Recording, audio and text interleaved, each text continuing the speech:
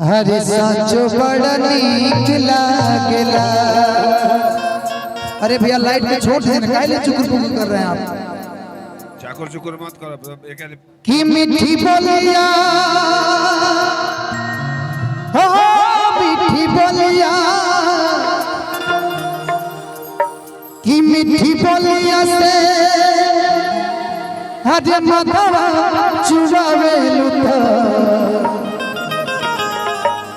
कि सांचो बड़ा नीक लागेला।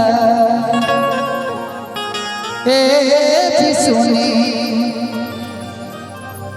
जब कहीं के बोलावेलू, तो सांचो बड़ा नीक लागेला।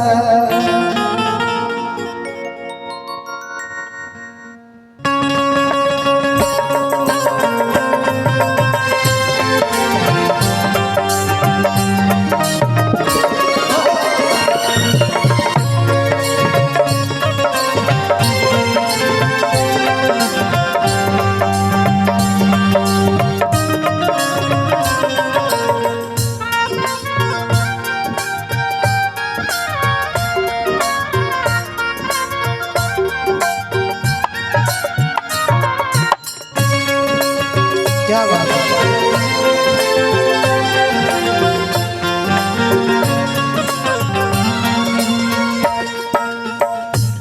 औरतिया कह दिया जैसे प्यार से औरतिया बुलाओ जब मर्दा कहता सुना कि ये जी सुनी जब कहीं के बोलावे लुता, जी सुनी जब कहीं के बोलावे लुता, साचो बड़ा नीक लागेला।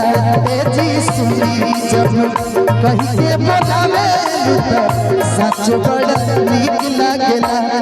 मीठी बोलिया हो मीठी बोलिया, मीठी बोलिया से मिश्री चुरावेलू,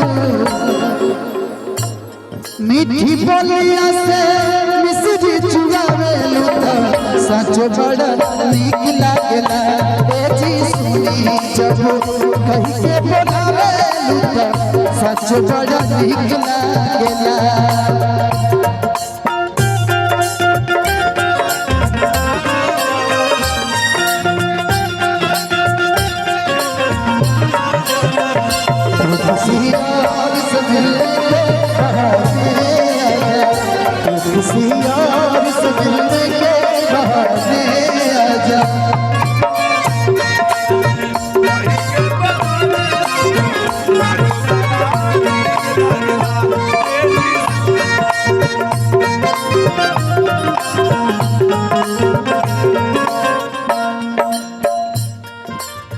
मर्दा का सुना तानी को देते होला आवे में घरवा, बेरी बेरी खिड़की से झांकेली बहरवा,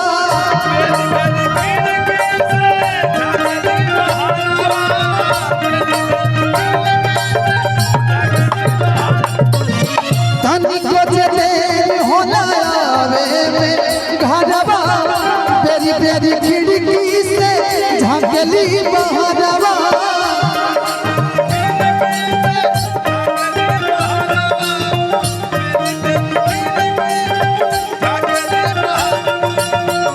असर में रहिया निहारेलू,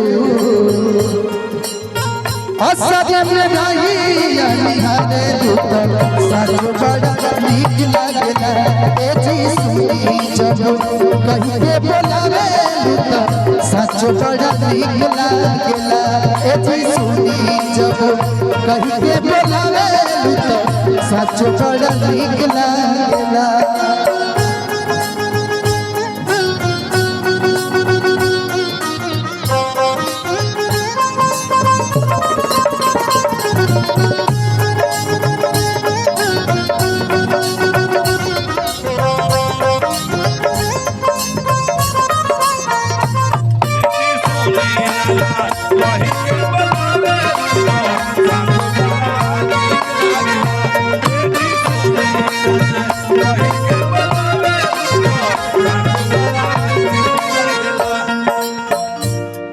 गीत की लास्ट लाइन फूल ही फरियावा में जेवना सजाई के लगही बैठ चालू मचिया लगाई के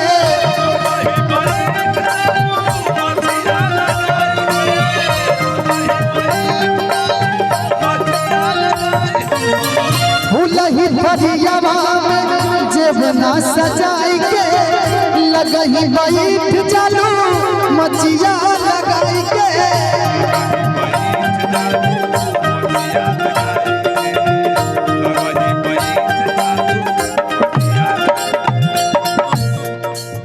धीरे धीरे बेलिया डोलावेलू धीरे धीरे बेलिया डोलावेलू साचो बड़ा नीक लागेला ए जी सुनी जब कही के बोलावेलू साचो बड़ा नीक लागेला ए जी सुनी जब कही के बोलावेलू साचो बड़ा नीक लागेला ए जी सुनी जब कही के बोलावेलू साचो बड़ा नीक लागेला ए जी सुनी जब कही के बोलावेलू साचो बड़ा नीक लागेला ए जी सुनी जब कही के बोलावे